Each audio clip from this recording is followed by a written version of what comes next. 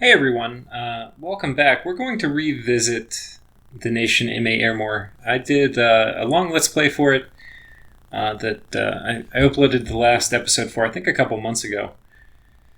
That being said, Dominions 5 has come out, and much has changed for the nation. So I'm going to go visit it. We're going to kind of have two parts. The first part, I'm going to go talk about the nation and how it's changed. And the second part, I'm going to talk about pretender design. So I'm going to load up a little test game here real quick. Okay, so you have the same starting units. You have this sensor, and then you have a spectator, a Death 2 mage. Now, your starting army is basically the same. Much is the same. You still get free spawn. You get free spawn knights. I think the stats of all your units are the same. So nothing has changed there. You still get free spawn on forts and all that. One thing that has changed is your capital site gives 9 gems per turn instead of what I believe was 14. Or maybe 15. I can't remember. I actually should probably go check. But one of you will, and you'll post it in the comments. So, but this was a nerf in terms of early game gem income. And what it does in the function of this nerf is to make it so that if Ermor sits in their base, they don't have enough death gem income to put up Burden of Time, which is 70 gems. If you have 15 in your capital, as long as you have enough units hidey hold away in your capital, you could theoretically keep Burden of Time up pretty well, especially if you rush it, because most nations won't have enough gem income to easily dispel it. And that was not considered to be a fun strategy because you're not going to win as Ermor pinned into your base doing Burden of Time, and it makes the game much less fun for all the other players. And it's disproportionately bad for different players, so it kind of unbalances games. It's really cancerous if you do that in a game. So anyway, that has kind of been removed. With 9 income, you'll have a strong death income, but 9 is not really enough to hold up Burden of Time. Because most nations will have... like 2 nations combined will easily have enough astral income to have more pearls per turn than you have death gems per turn, which means in the long run they'll be able to keep Burden of Time down. Okay, so anyway, that is one of the major changes. What they did though instead was as your empire grows, you can get more death gems, and this is done through a mechanic with the temples. So now you get death gems for each of your temples that you have up. So we have 2 temples here, so we get 2 death gems. So when you start, you have 1 death gem, or 1 temple in your capital, so you get 1 death gem per month from that. So your starting death income is 10. Now this, if you look at the tooltip at the bottom, it says this nation gets 1 magic gem per month for each temple. The gem income cannot exceed the dominion strength. So in this case, my dominion strength is 2, because I just kind of clicked a random pretender. But if you had a dominion strength of 7 or 8 or 10, every time you build a temple, you get 1 more death gem per month until you hit the limit, which is your dominion strength. So once you have, if your dominion strength is 7, once you have 7 temples and you build an 8th, you won't get another death gem per turn from the 8th temple. So what this does is it means that even if you're not site searching, Ermor gets economy from expanding and controlling temples. So what this means is Ermor has a slightly worse early game, but it has a better mid and late game as it has a higher base death income because you didn't get 20 death gems per turn in the old vanilla version. So I would consider this a buff. I would consider it a buff because I think by the time you get to the mid game, you're going to be pretty much equal in income, and then by the time you get to the late game, you'll be higher. So I consider this a buff. However, if you're really getting rushed and attacked and you can't keep your forts up, this will accelerate your downfall. So anyway, that's something to keep in mind. The units which you can get are all basically the same. Here's your Holy 1. Nothing has changed. Here's your Holy 2. Nothing has changed. Here's your Holy 3. Nothing has changed. I believe the gym cost is the same for each of them. Let's check this out really quick. Spectator, Archbishop is 23, Dusk Elder's 20. I felt like that might have been 21. Maybe it was 20. I'm misremembering. So I think these are all priced the same. Yeah. So basically, it's all the same. I think you also have the... Yeah, you do. Here's the Black Laurel. This gives you 2 extra lictors for each time you cast Revive Lictor, if you want to do that. Your Dusk Elders are basically the same. So the units are the same. Lictors are the same. Your Wailing Ladies are the same. So I guess if you want to see my real guide on Ermor, then you really want to watch my main series. I'm not going to go through and talk about all the units again. I'll just show you the stats right here for this guy. This is your free spawn knight, the Knight of the Unholy Sepulchre. 6 hit points. This is going to come up later when we talk about our blessings. Good base stats. 17 protection, which is good, and then 3 attacks. So you can think of a lot of things that they would like any kind of attack buff is going to be really good on them since they have so many attacks. Your lictors, this is your other sacred unit. You get these through priests reanimating them or through summoning them with mages. They have 20 hit points, and then they have 16 protection, but they don't have a helmet on, so they're a little vulnerable to archer fire. If we look at their head protection, it's only 5. And they don't have quite as good attack and defense, but they have a much higher damage attack with the battle axe, so they're better against more heavily armored units. So that's basically it. These are your Wailing Ladies. They're your final sacred. They're really overpriced. Or I don't know if they're overpriced. They're priced so that they're very situational. They're not particularly durable, so they will die to battlefield magic just like all your other sacreds will. But they're very powerful once they're attacking. They have fear, which is pretty huge, and then they have this, which also causes fear, and it can instantly kill a whole tile. So they're very strong, but I don't think I would use them. But maybe that's not the right way to play them. So anyway, these are your units. What we're going to do now is we're going to hop to Pretender design. And for Pretenders, there's a lot you can do with MA-Ermor. Far more options than there were in the past, which is good for you. Because people won't necessarily know how to counter you. So I'm just going to pull up all the blesses real quick, and we're going to talk through some of the options. Which ones are good, which ones are bad. But this will be done in the context of kind of what the general strengths and weaknesses of the nation are. And generally, you're going to be very, very, very good, even without much of a bless, against vanilla troops. Like a first troop army with no mages or priests, you're going to win. What you're not going to be very good against is large armies of priests and mages. So, combined with units. So when we look at this, we need to make sure we're at least addressing the weakness of the nation, which is we're vulnerable to priests and mages. And this can be done by increasing the attack power of your units, because then they'll chew through the front line and make it to the priests and mages faster. It can slightly be done by buffing the defensive capabilities of your units, particularly your elemental resistances if you think you're going to be facing a lot of mages. Or the magic resistance if you think you're going to be facing a lot of priests. So,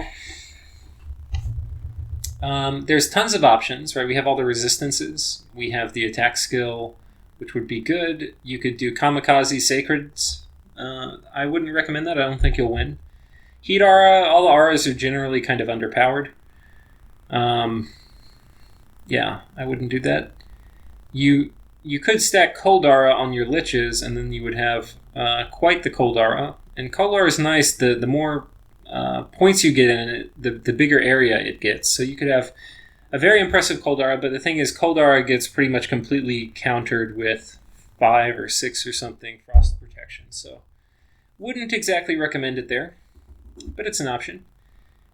Swiftness is particular. Oh, we haven't finished Fire. Fire Shield is actually pretty good. It can be countered, though, by both long weapons and by having fire resistance. But aside from that, it's going to help you get through the front line of most nations' units faster. And getting through the front line faster means you get to their mages sooner, so that would be a good thing. Same thing with flaming weapons. Anything that helps you get through the front line faster is good. On one hand, you may think this would be good because you have really good sacreds. And this would increase their defensive capabilities, but it would only increase their defensive capabilities against normal troops, which is not really what you want to do, because you don't want your guys in a long gridlocked battle in the front with normal troops. You want them killing the normal troops and making it back to the mages. So I would not recommend an awe. Charged bodies, you theoretically could do this. This is normally what you would do on kind of more chathy or particularly situational sacreds. It's not an incarnate bless, so if you went for an imprisoned strategy, you could do that. Windwalker could be kind of cool. Mat move is huge on your sacreds. Air shield, not really that important. It does help your lictors, though, a lot, but not really worth it. Better to get the more armor or something if you're worried about missile fire. Thunder weapons. This would be pretty cool. Like, this would be an option if it's something you wanted to do. Like, if for whatever reason, because of spells you wanted to cast or something, you wanted high air, you could do thunder weapons.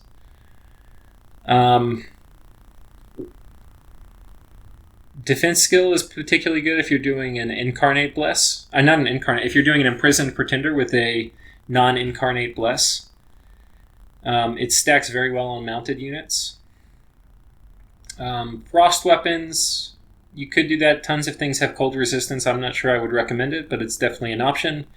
It's one of the cheaper. It's actually like pretty cost efficient, and you're going to be taking cold anyway, so it's definitely something you could pick up, but you're probably going to want to put your water points, if you have any, into quickness, because quickness is probably one of the strongest blesses in Dominions 5 right now, just in general. And then it's particularly good on your nation because you don't have to worry about any of its downsides, which are faster aging and more encumbrance, since your units don't get encumbrance. And you can definitely take good advantage of the attack and defense, and you can definitely take advantage of twice as many attacks. It means your knights are going to be doing 6 attacks a round, which is pretty huge. So you definitely could do quickness combined with, any of the weapons, and you'll have very lethal units. The problem is you don't really have enough bless points for it unless you did something very, very greedy and you went for an imprisoned pretender with 2 incarnate blesses, which I don't think you would survive. I think you would die. But it's possible. Like, you could potentially get by with solar weapons, which is one of the it is the cheapest of the weapon blesses. But you could get more strength or something like that, which would go well with quickness, which is cheaper. But things like thunder weapons, they're probably too expensive. Fire weapons too. Water breathing would be interesting. If MA-Ermor takes over the water, like the whole ocean system on a map, they're going to be extremely hard to kill, and they're going to be able to basically attack you anywhere. And it's probably... It may be a place they don't have Dominion, and it's just going to be an income source for them for the whole game. So taking water breathing, nobody would expect, but if you don't want to take quickness and you want to take a lot of water, it's definitely an option. And what it will allow you, a lot of your units already are water breathing. Really the only situation you take this is if you're fighting, and you may recall they were my arch nemesis in the Let's Play, but if you're fighting Ryla, or any nation with Mind Blasters, because all the units you can naturally take underwater are mindless, which means you're very vulnerable to Mind Blasters. So anyway, what do we have now? We have Reinvigoration, don't need. The Survivals would be interesting. If you have a spare point, you could totally pick them up. Reconstruction, you don't need. Strength of the Earth, this would be nice. This is particularly good on your knights. Unbreakable, you don't need. Fire and shock resistance would be cool. Any of the resistances would be good except for cold and poison. But like these would be really good on your dudes. It gives you 10 protection to both. So this would definitely be something you could look at picking up, especially if you wanted to be high in Earth paths. And this does help you deal... This would really depend on what nations you're playing. If you're fighting very, very strong fire-air nations, picking this up could be absolutely huge. Fire elementals are one of the great counters to a lot of Ermor, and tossing this out would make you much less vulnerable to them. Larger, you don't really want this. Hard skin, this would be okay. You don't have high base natural protection, and you have a fair amount of armor, so you're not going to get really the full benefit from this. Much better would be fortitude. So yeah, I would probably take that instead. But neither of these are particularly good, because what do? They give you protection against the thing you're already strong against, which is normal units, which is going to make you able to sit in front of the line longer while the mages and priests pummel you. So these you don't want to take. Minor magic resistance and major magic resistance, these are good things to pick up in Arcane. So are magic weapons. None of your sacreds have magic weapons except for your super elites, which are your wailing ladies. So magic weapons is a good pickup if you're going to be fighting nations like Calum or other strong air nations, which you expect them to rush fog warriors. So really strong there, or if you have thugs or something like that you think will be using Mist Form or Body Ethereal. The other ones down here are pretty bad. Ethereal protects you against mundane weapons, which is not what you need protection from. Luck, you're going to be taking so much damage all the time, and you have rather durable units. You don't really want a trigger on death save you thing. You want something... While this does help you against mages and priests, it's only going to protect you from the dying blow. And you have really durable units, so it's kind of hard to explain, but it's better that you have something that's protecting them for 90%, for 20 turns while they're taking damage continuously, rather than the 1 or 2 turns at the end where they're dying. Fate Weaving, I haven't really tried it before, don't know if it's good. Twist Fate would not be good in general. For death, Withering Weapons, this is okay versus... You don't really need this. This is what's good versus super combatants and pretenders and very elite troops. But you have very good sacreds that are pretty good at dealing with those anyway, so you really wouldn't want to pick it up. Reanimators you could do. It's pretty good with death magic, since a lot of the death evocation does not kill the things that you reanimate, unlike a lot of the other evocation magic. And then you will get a lot of reanimated dudes when you are casting this. When your sacreds are killing things. So this is an option. I don't think it's particularly strong. I would instead go for... It says 50%. From playing it, it's more like 20%. Reforming Flesh. This gives you regeneration. This is pretty awesome on your dudes. Death weapons, it's okay, but not great. And Fear was good, but Fear got nerfed, and it's too expensive now. That said, if you wanted to take a Fear Bless, this is one of the nations you would definitely consider taking it on. And that's because you have tons of sacreds that are pretty durable. So having a lot of sacreds with Fear is good for causing a rout. So you definitely could try a strategy like this, but I think it's too expensive. If they made it like Fear costs Death 8, maybe it would be good taking, or even Death 9 would make it more viable. But Death 10 is really expensive.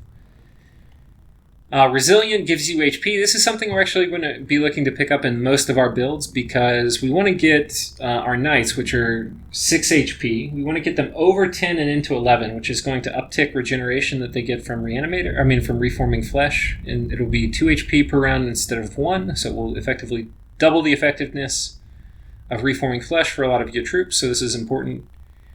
The poison resistances you don't need. Forest survival could be nice.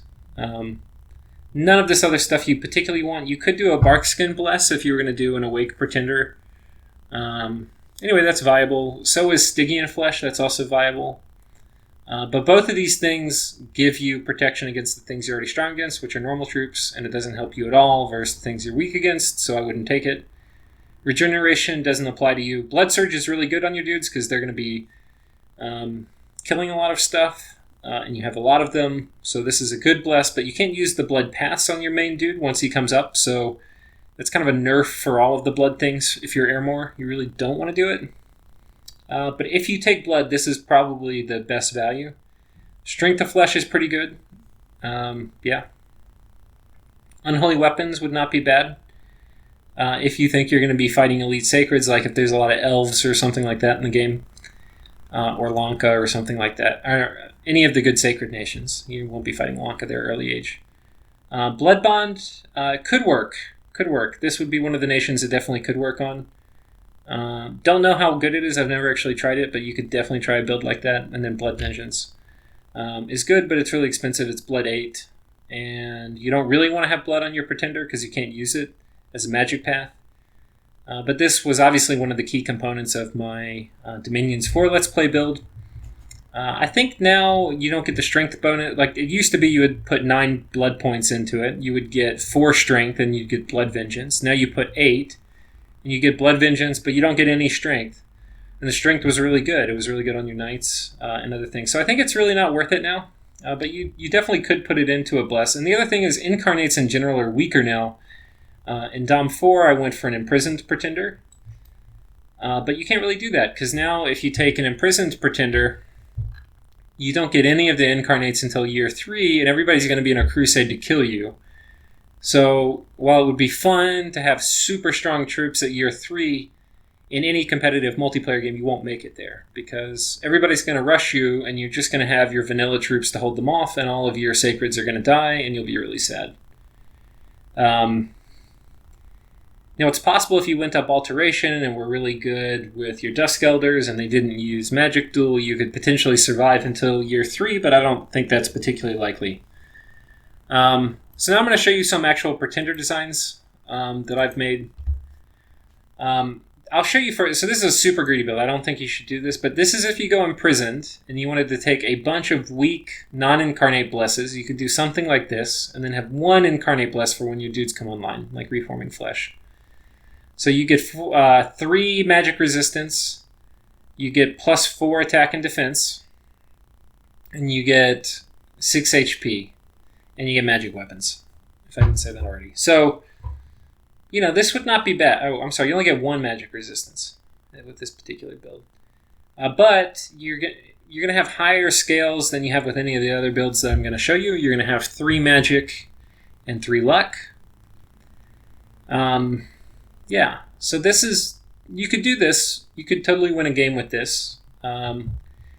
You're going to be weak until you get Reforming Flesh. And then even when your guy comes out, you did this big layaway where you said, hey, we're not going to be quite so good until year 3.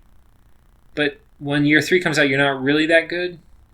And then if you scrapped all of these non-incarnate blesses, like the attack and the defense, and you said, we're going to go full Monty, we're going to go for like 2 or 3 big incarnate blesses in year 3, then your sacreds are going to be horrible until year 3, and they're all going to die. So I don't think this is a good strategy, but you could try something around this. I haven't tried this in a multiplayer game or anything like that, but you could do something like this. This is super greedy. And I don't actually think it's greedy, and it's not really even better when your guy comes out. You could probably pull off something like that with quickness too, and then if you did that, it would probably be better and take a slightly worse scale. So you could do something like this. I think you're going to have a much lower win rate doing something like this, but you could win. You could get rid of some of the, do 4 more water, scraps some of your scales, and then do quickness instead of your defense. That would definitely be stronger year 3. But yeah, I think you're probably going to lose before then. And you could do fire weapons or something, but that's an incarnate bless. So yeah, this is really hard. I don't think it's viable. I think all the builds you want to try are going to be Awake or Dormant. You can do Awake, but Awake's expensive because for 2 reasons. One is you're probably going to want to pick a better chassis because you're probably going to want to have your guy running around. Though you could do Awake and Research. But if you're going to do Awake and Research, it's probably better with such good sacreds to go ahead and lay away until year 3. I mean, not until year 3, until the end of the first year. And then basically go dormant. Right? You want those 150 design points. It's going to make your bless much better. So I think dormant's the way to go. There's a few different ways to do it. This would probably be my go-to build. You're taking drain scales, which is going to hurt, but there's ways to kind of make up for that. We got quickness and magic resistance. The magic resistance will help a little bit early on. And then we have reforming flesh with 5 stacks of nature. We also have 1 hidden path kind of earth. So we have the earth astral cross path. We have 10 water. We have 7 death. 5 nature. This is going to allow you to do a lot of things. You have a lot of... you have the nature astral cross path, which is going to give you the nature booster. You're going to have the earth astral cross path, which is going to be pretty damn good. You can't wear boots, so you can't get up to Earth 2, which is kind of critical. So you might have to empower or something to get up to Earth 2, where you can forge a lot of the useful crystal gear. And then you have Water 10, which is pretty nice. This is probably, and I'll probably mention it, show it one more time at the very end. This is probably, I think, the strongest build that I've found for Dominions 5 so far. Importantly, quickness. Okay, why is this good? Because quickness gives you, it makes you stronger on the attack and on the defense, but much stronger on the attack because you get 2 attack and you get twice the attacking skill, like number of attacks per turn. So you're going to chew through chaff and other units much faster. And then we've increased the defense where we're going to be particularly good against mages. And the reason is because we have more HP, so we'll better be able to survive nukes. We have reforming flesh, so as battles go longer, which typically favors mages, we'll be able to, as they kind of fatigue out, the crew that survives will be able to kind of carry on and push through it. And then minor and major magic resistance help us versus banishment. If you're not fighting a bunch of nations which you think are going to bring, communion banishment or strong holy 3 mages or things like that, you may want to scrap magic resistance. And if you're fighting like a fire or air heavy group of nations, you might put that in instead. Shock or fire resistance. Those are totally viable. And those also are kind of better late game if you get to drop, armies of lead or something like that. That will give you shock weakness, and if you already have shock protection built into your bless, you don't have to worry about that. Same thing with mass protection. If you plan on getting that out early, you can do that while you have fire protection, and that will help. So anyway, you could totally scrap this for the elemental resistances, and that would be good. But if you're fighting communion banishment, you probably want this. So yeah, this is super viable. There's some other ones. This is basically the same, but with slightly different scales. A higher dominion. I would probably take the other one. I'd rather take 1 more luck than 1 more dominion. Because you want, with temples and stuff and all the forts you're going to make, you'll probably be able to get from 7 up to 10. Let's look at... I think this was a slightly different one. Yeah, so this one, we have quickness. We have blood surge on this one. And I picked... You could go magic instead of misfortune. What I think you want to avoid is trashing all your scales, which is what I did in Dominions 4, where you have no luck or magic. The reason is because that horrible magic fading event, which hit me a few times, they've made it so that magic fading pulls gems off of commanders now too, so you can't dodge it like I was doing by hiding your gems on your commanders. So you really don't want to have misfortune and drain. This is a build where you would take magic instead of misfortune. I would prefer to take misfortune and drain. I mean, fortune and drain, or luck and drain. But you could do that with this. Basically, what I've done in this is I've scrapped out the magic resistance in favor of blood. Now, the problem is this blood is not as useful of a path as Astral is. Because with Astral, you can do a whole lot on your Pretender. With Blood, you can't really do anything as a path. But Blood Surge is really, really good. It's going to be super good on your units. It's going to make them kill things faster. The +3 strength is huge on your knights. It's really huge, and +3 attack is huge. They're just going to chew through things much faster. So this might be the better build. though I would probably switch magic and misfortune here and take positive luck. So this is totally viable.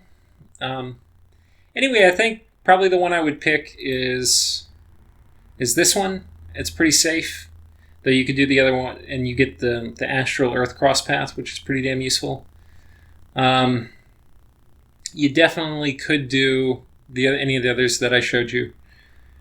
But yeah, I think that's basically it.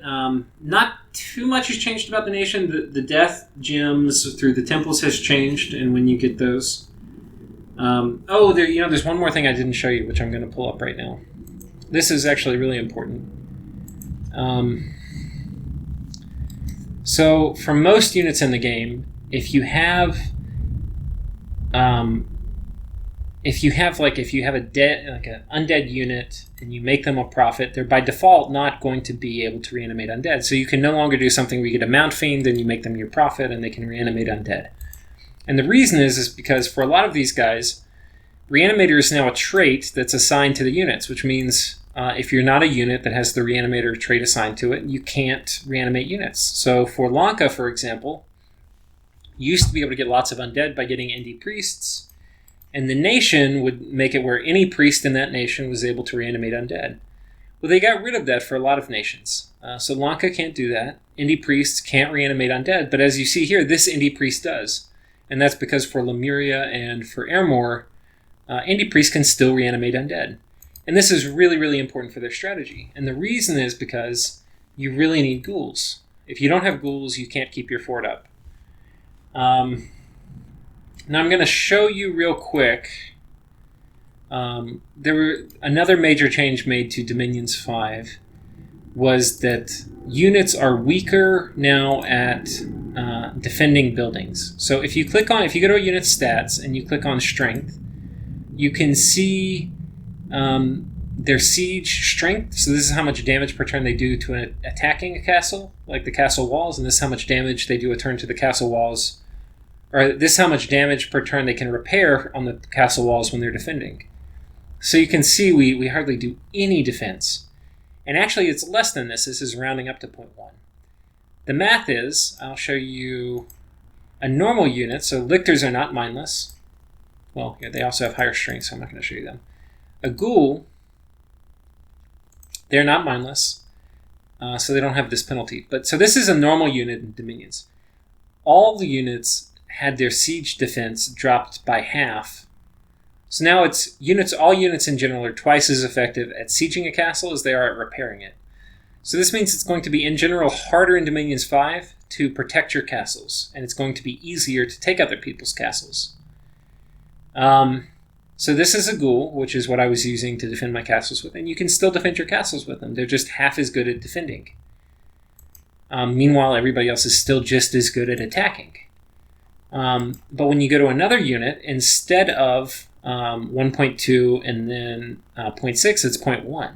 But it's actually less than that because mindless units are only 1 in 10 times as good at repairing walls as non-mindless units. So the math is it's 1.4 divided by 2, and that gives you 0.7. So if this were not a mindless unit, it would have 0.7 siege defense. But because it is mindless, it's 0.07. Right, so it's not even 0.1. So it's really, really, really, really, really bad at holding up castle walls. And that's not a change. These always were bad. So what's important is you can still get ghouls, and you can get ghouls because your independent priests can still reanimate ghouls in a province. The only difference is they're not as good at holding up walls. The only other thing I'll mention is the fort system changed.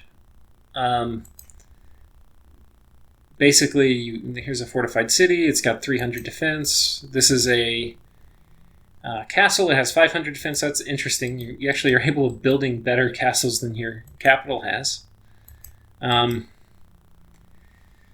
yeah, you can build a palisade, and then you can upgrade that into a castle. And then I think that's as high as it goes for this nation. So yeah, I think I've covered everything. Some people will say MA-Ermor isn't as good because it got nerfed, and it did. Oh, and that was one thing I didn't mention. I keep coming up with stuff that I forgot to say. when you make an Ermorian Pretender, Ermor got nerfed in one other way. And they needed to be nerfed, so it's a good thing that it happened. But their default death scale is now death 3. And it used to be like a neutral. And so you used to get free scales by taking death. Now you don't. So effectively, you have 3 less scale points to work with when designing your Pretender. And of course, the other reason they got nerfed is because now you can't really go imprisoned and take a Mega Bless and have it work. So, but that said, you can still be extremely powerful. So if people join your game and they say, oh, I'm playing Ermor, but Ermor's been nerfed and they're balanced now, the answer is they're not. It's still an extremely strong nation. So you should still... I kind of like having Ermor in game. I've played a few games since where I've had Ermor in the game. I'm in one right now, and actually we're killing Ermor's capital. It's kind of fun having Ermor in a game, but if they're in your game, you need to kill them immediately because they're still overpowered. But it's kind of fun having a crusade at the beginning of the game. Okay. Final thing is good luck if you want to play Ermor in a game. I hope you found these builds useful. I'll flash this up again. This is probably the one I would recommend you take. Though you could certainly do variants. There's tons of variety that you can pick when designing your Pretender for this nation. You could even do Awake. Awake is totally fine. I think it's suboptimal, but you can win games, I'm sure, taking an Awake Pretender. And you could also, not be super stingy and have somebody that can fly around and, have a Pretender that could help defend you more in the early mid-game. This guy's basically going to sit in there and research as soon as he wakes up at the end of year 1, which is going to really help your research. But anyway, good luck in your games, and remember, if Ermor's in your game, attack them right away.